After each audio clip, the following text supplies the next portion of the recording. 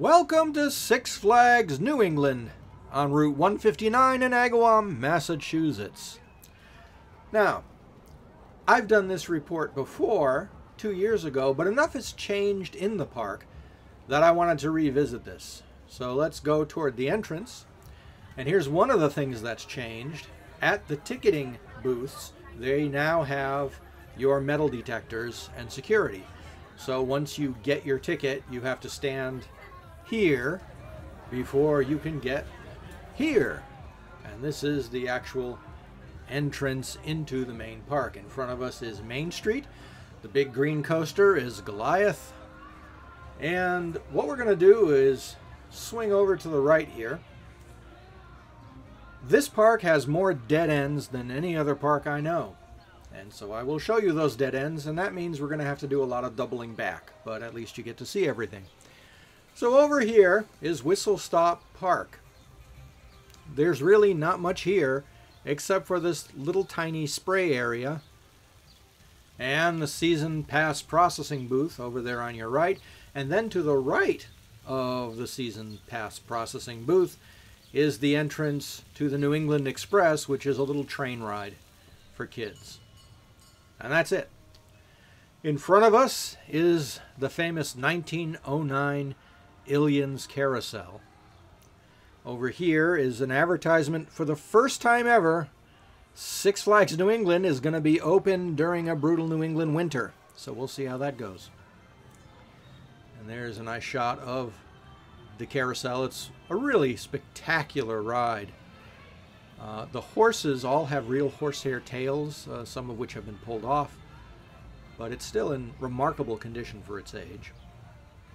So let's start walking down into the park. Now what I'm going to do this time is I'm going to take a clockwise path. So I'm going to start over on the left path, and we're going to go sort of around in a big clockwise circle.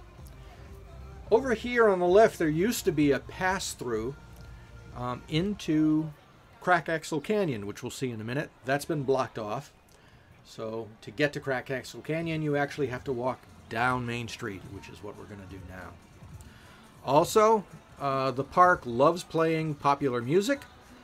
So as usual, to protect us from the copyright police, sometimes I will be reversing the audio when it's really noticeable.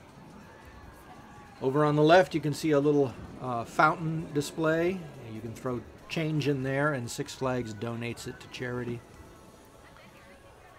So this street here, which was the actual entrance to Riverside Park many, many years ago. Above us now would have been the monorail going across.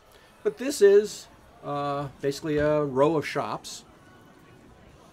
You can see ice cream, and then some clothing stores.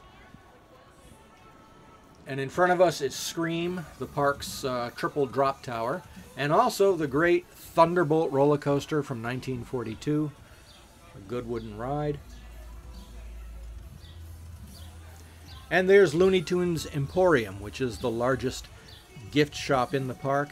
It used to be exclusively Looney Tunes merchandise, but they've diversified and they have all sorts of stuff in there now. So we could go right, we could go straight, but we're going to go left to start our sweep. That's the Riverboat Cafe, one of the largest eateries in the park. And this whole area we're entering used to be themed to an old New England sea town. It's since changed its theming a little bit, and it's basically a mishmash of stuff now. This big building, which has games and gifts in it, used to be the New England Skyway, a big sky ride. You can see the pillars of the sky ride in the distance that are still there. So now we're going to take a left here and go up into Axel Canyon. And this has been recently repaved. The entire walkway here used to look like sort of cobblestone, and it had poured concrete that was molded to look like it had horse hooves in it. It was really charming, and now it's just flat asphalt. I guess going back to its old Riverside Park roots. There's another view of Goliath. It's basically a gigantic boomerang coaster.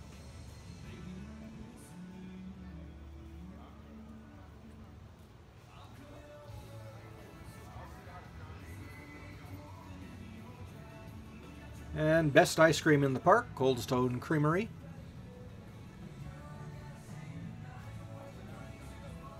And there's the path out of Crack Axel Canyon. We'll come back to that. I want to take you to another dead end.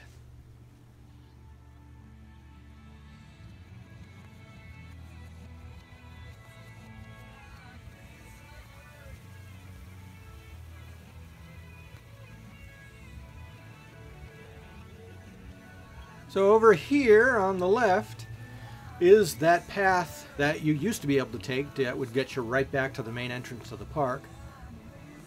In front of us is the Crack Axel Canyon Opera House, which has the Houdini ride in it.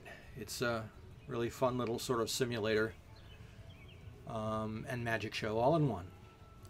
And over here you see the Rock and Rodeo. On the left is the Tomahawk. And that's pretty much it in this little section. And there's no other way out, so we have to double back. Did you know Six Flags has a mobile app?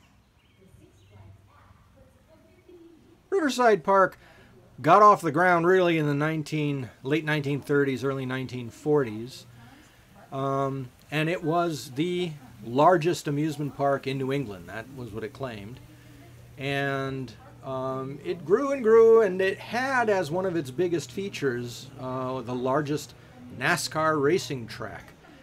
That used to occupy the space that's now the DC Comics area, which we'll see in a little bit.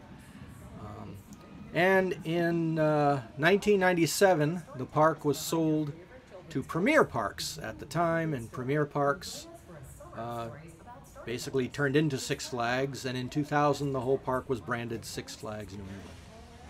So there's the entrance to Goliath.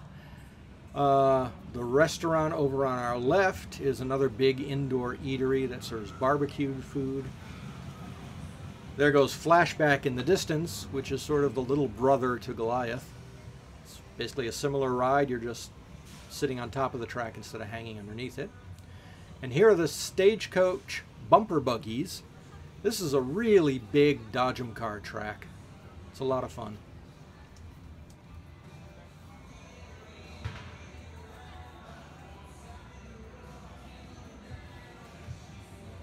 So we'll continue on to the north end of the park. This area of the park doesn't really have any theming to it. It's just a lot of rides on the midway. Although, on our way back, we're going to go to the right end of that midway, and you'll see that it's basically been all themed into a giant Looney Tunes kiddie land.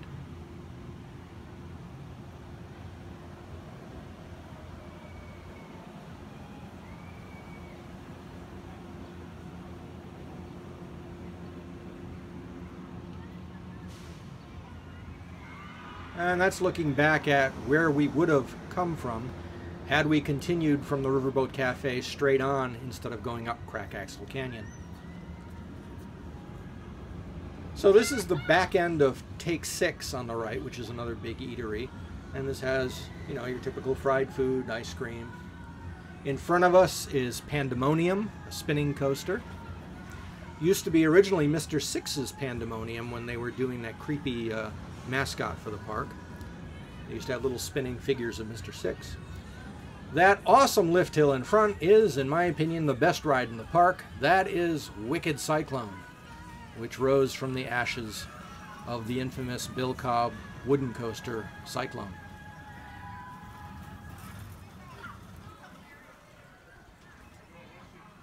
And that tower that you see in front of us is Skyscreamer, which is a whopping 400 feet high.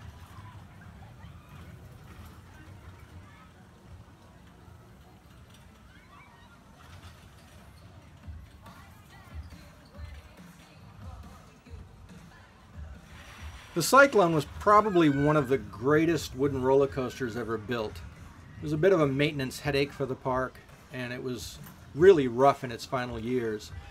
So they had Rocky Mountain Construction basically take the profile of the original Cyclone and redo it as a steel coaster, and it's now an amazing ride.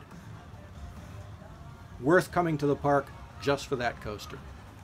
The stairs that you see in front of us lead you up to, yes, another dead end, And the only thing there is the entrance to Wicked Cyclone and the entrance to Skyscraper.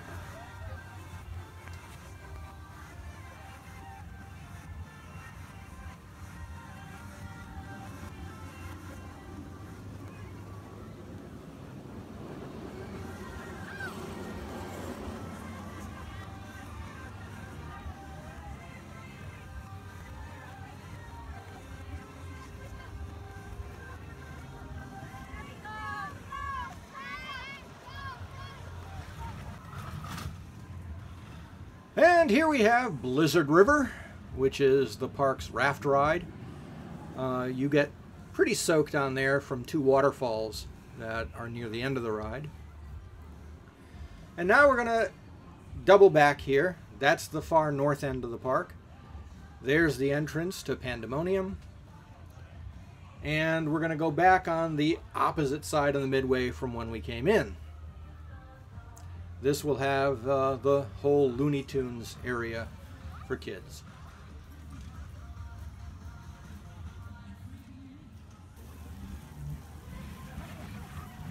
The park, as you'll see, is pretty compact.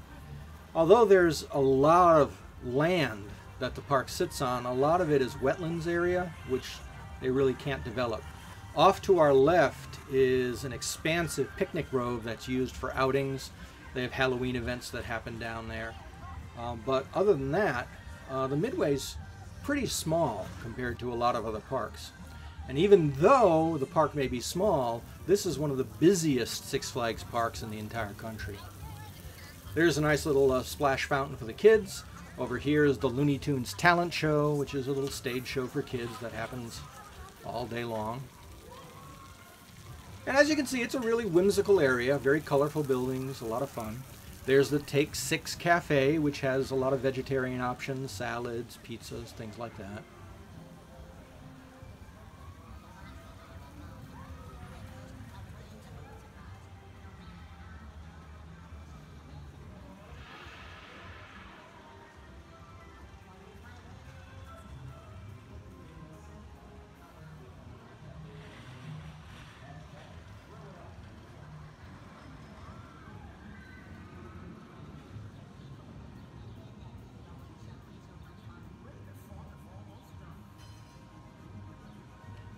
I tell you, one of these days I'm going to get myself a 360-degree camera so I don't have to keep turning the camera back and forth all the time. That way you can determine what you want to look at.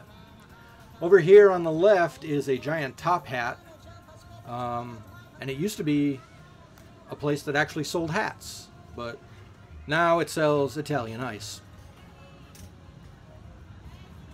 All the rides in this section are nicely themed to the Looney Tunes characters. Again, kids really enjoy it. And over here around the corner is the Great Chase, which is the kiddie coaster in this section. There's also a really nice shaded observation area out that way as well. And there goes Goliath.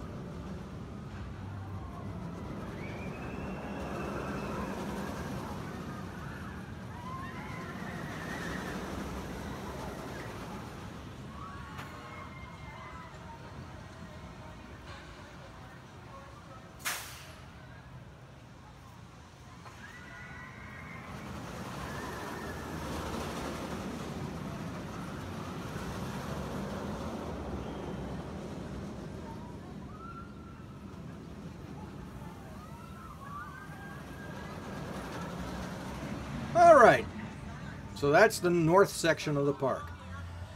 Now we're going to head down into the DC area. There goes the Thunderbolt, which is still a really good wood coaster.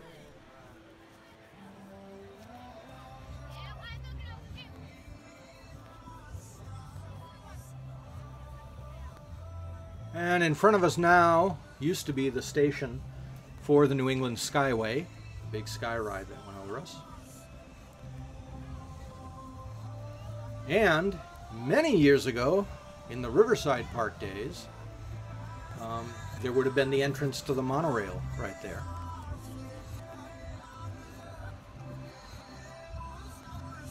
The Thunderbolt is just about the last ride remaining from the original Riverside days.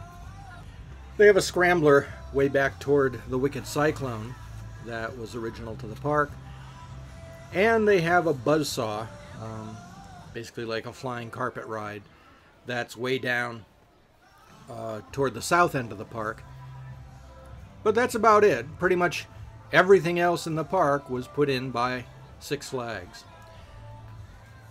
That coaster that you see way in front of us down there, that's the new one, Joker. We'll get to that in a little bit. There's the beautiful old neon sign for the Thunderbolt, and that's where the entrance is, but we're going to keep walking a little bit further down here.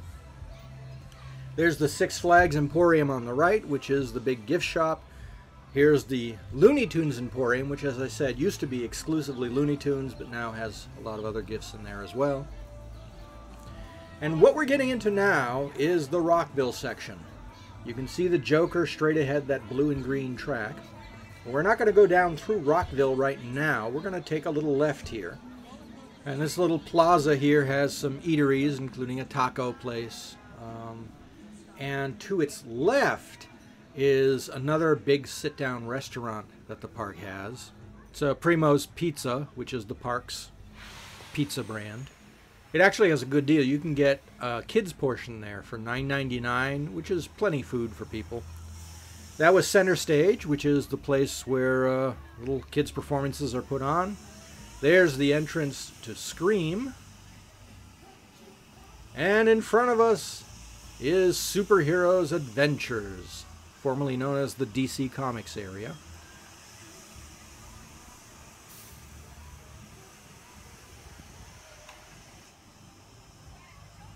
And down in this section is where the old NASCAR track used to be.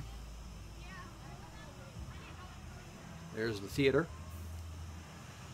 And notice there's a set of steps here, but I really like going down the long way, which is a long winding ramp.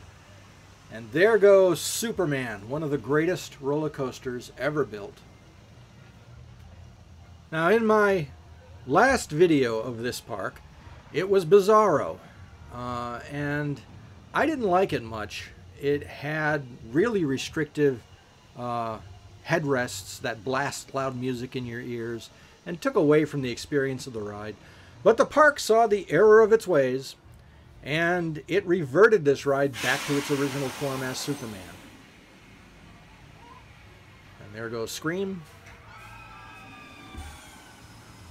And I love this walkway because you're just enveloped with this ride. It's all around you.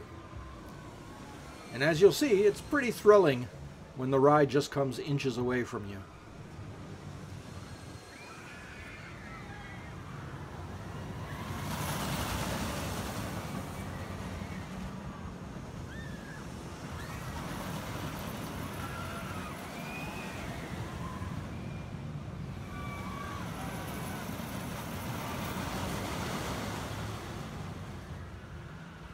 Like that.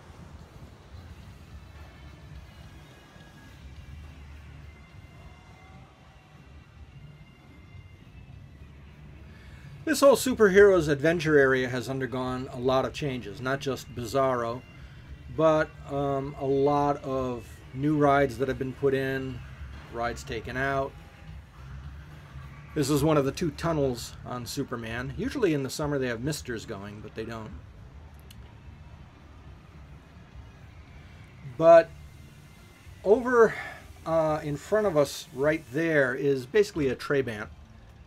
And it used to be Nightwing, which was a sort of one-of-a-kind ride that was really intense, but it had a lot of maintenance problems, and so they took it out, and that was replaced. Over on our right, where there's now, you can see, well, you can't see because the concession stand is there, but there's a Mad Mouse coaster over there, and that used to be a big stunt theater where they would have Batman stunt shows. So there's the Kryptonite Collider, which is the Trabant. I love the architecture in this area. It's all, you know, 1930s Art Deco. They really did a nice job with it. Nice attention to detail.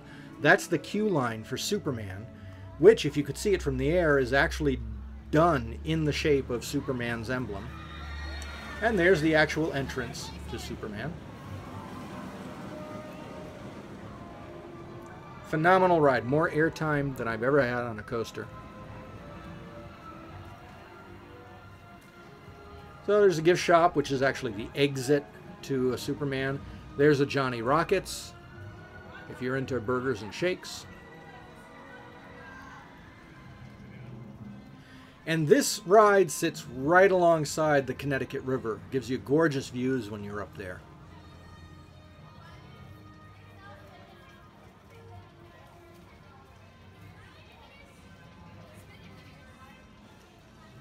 Now, one thing that's always puzzled me is this over here. There's a gate, and there is this really nicely paved and landscaped path going out alongside the river, but it's never been opened.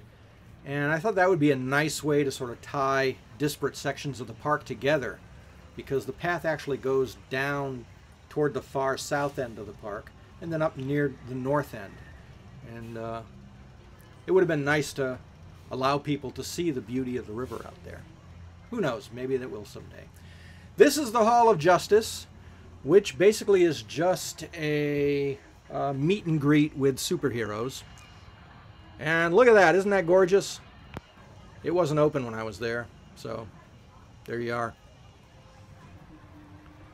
But it's basically a big room with all sorts of fun lights in it and space-age looking stuff, and they have superheroes there where the kids can get their picture taken. And of course, a gift shop. This is Catwoman Zwip, which is a really nice family coaster. It used to be called Poison Ivy's Twisted Train, and I still think Poison Ivy is a better name for this ride because they did beautiful landscaping inside the ride, and it's all grown up over the years. It's been 17 years since it's been put in, and it really is like you're in a forest surrounded by all sorts of growth. And there goes Superman. Speaking of growth.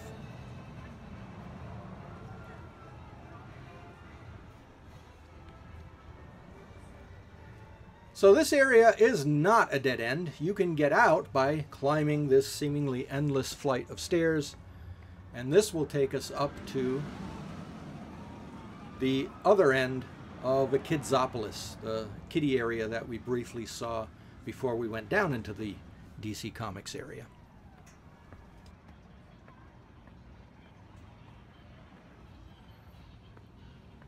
And in front of us on the left is another Primo's Pizza.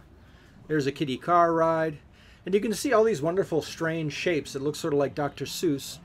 It was originally designed to be a Wiggles area. Go Fresh Cafe has great veggie burgers and other healthy food choices. There's Wild Wheels, which is built around the track of the old antique cars from the Riverside days. And you can see they got plenty of kid rides here. They even have a little spray park up a little further. So another nice kiddie land to complement the Looney Tunes area at the north end of the park.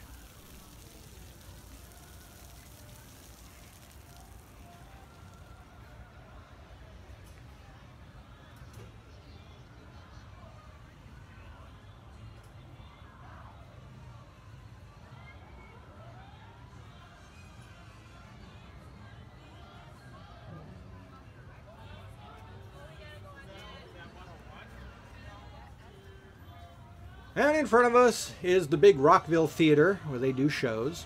If we were to take a right there, that would bring us back to the entrance of the park. So we're going to take a left, and it'll bring us to, yes, another dead end, but there's a lot down this area. In front of us again is Joker, the new ride. That's pretty intense for this year.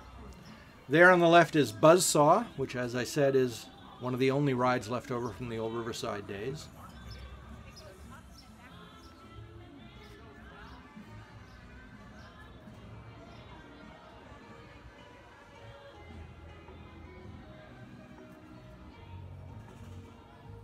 And in front of us now is the Slingshot, which is an upcharge attraction, and Batman the Dark Knight, which we'll get to in a minute.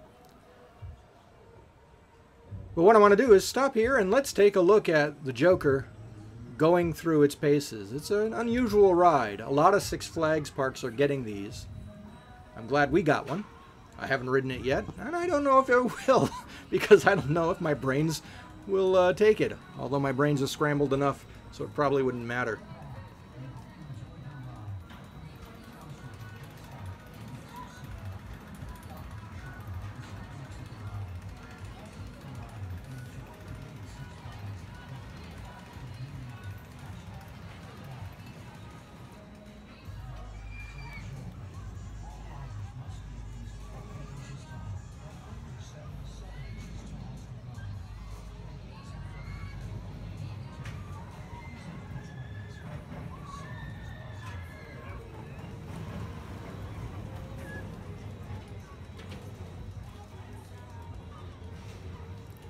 And that's Joker. A lot of thrills packed into a really tiny space. Over here is the teacups. And in front of us there is Mind Eraser, which was not running the day I was there. It's a real head basher, so be aware when you go on it. Protect your skull. It's also, this year, they're using virtual goggles on it, and I guess they did it for a while. It didn't quite work, so they stopped doing it. Now they're going to start it again. So if you go this season, in 2017, you may or may not have a virtual ride. And that's the lift hill in front of us for Batman the Dark Knight, which is an extremely intense B&M looping coaster. It's a floorless coaster. Pretty intense G's that you pull in that ride. Very compact layout, which is part of why you pull a lot of G's in it.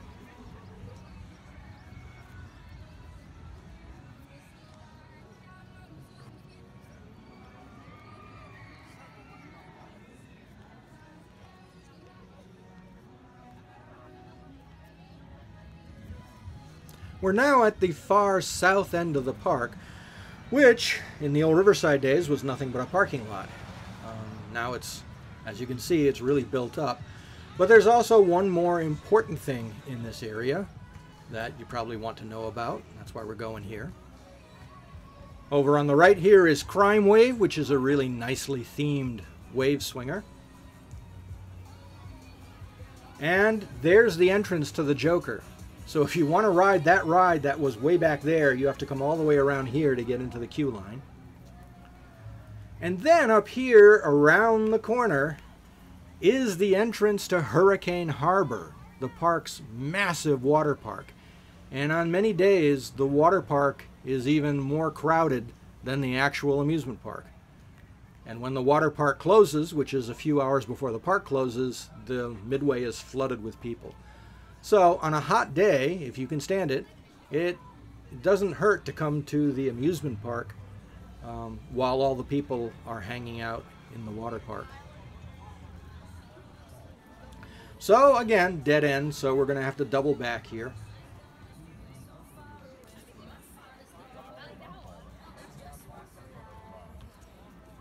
This end of the park used to be one of my favorite places when it was the old Riverside when I was a kid. Because in not this particular area, which was parking lot, but just a little bit to the north, they had the Wildcat, which was a big steel coaster for its day. And they also had one of the greatest walk-through fun houses ever built. It was gargantuan. It even had a whole sort of playland inside the fun house. And I remember that quite fondly from my youth on the plains of Nebraska.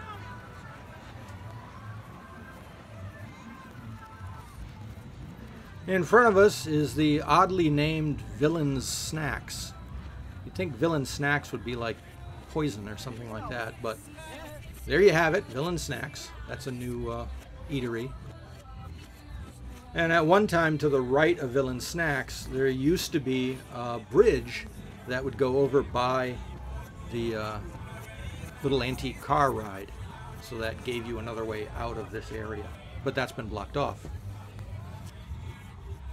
So if you go on the Joker, it really won't matter because your orientation is going to be so screwed up that you're not going to know where you are anyway. In the old Riverside Park days, the area where the Joker is now used to be the Red River flume ride, and then to the left there where the Slingshot is, that used to be the Colossus Ferris wheel. And there in the distance you can see the Goliath Towers and the Sky Screamer. So that gives you a sense of the scale of the park. It really isn't that large. It's just a sort of giant T shape, and it's got lots of dead ends, so you're doing a lot of walking back and forth. There is one other little dead end I want to show you that's coming up on the left of the theater. Now you can see that giant funnel. That's part of the water park. And the area on the right, where we are now, used to be a miniature golf course when it was Riverside Park, and later on it was a tank battle game. And this huge building for the theater on the left, that was the original location for the Carousel. And there's the Kidsopolis entrance again. And there's the Fast Eddie's Diner. And look at the theming on that. It's a beautiful Art Deco building. I love this section of the Midway. And this is the little area I told you about. And there really isn't much here. Over on the left is the Tornado, but you can't get there because that's part of the water park. The only ride in this section is Kon-Tiki, a lovely spin and barf ride. So just so you know, it's buried back behind Fast Eddie's Diner if you're into that kind of ride. This place looks gorgeous at night, by the way, with all the neon. And so now we're heading down the Rockville area, which is themed to look like an old 1950s street. I think it's the best themed area in the park.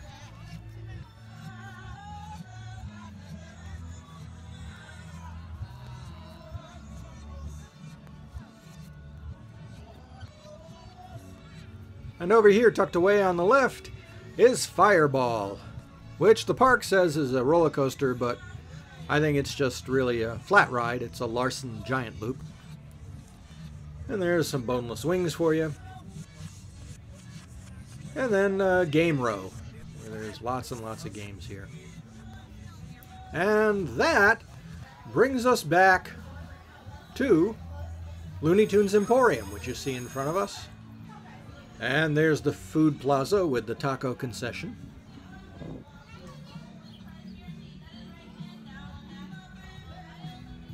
So Six Flags New England continues the tradition of providing lots of thrill rides, mostly aimed at teens. And there's a market for that. And fidget spinners, because of course there's always a market for that. So it does have some of the best roller coasters in the Northeast. Wicked Cyclone is an absolutely phenomenal ride. Superman is still one of the greatest rides ever made, but Wicked Cyclone, in my opinion, edged it out a bit. And then there are lots of other coasters, from the mild, like Catwoman Zwip, all the way up to Joker, if you want your brain scrambled. And if you have a Six Flags season pass, you can get in here, because Six Flags season passes are good at any Six Flags park. So if you're in the Springfield or Agawam, Massachusetts area, it certainly is worth a trip to come down here. There's plenty to see and do over the course of the day. As you can see, there's not a lot of shade in this park.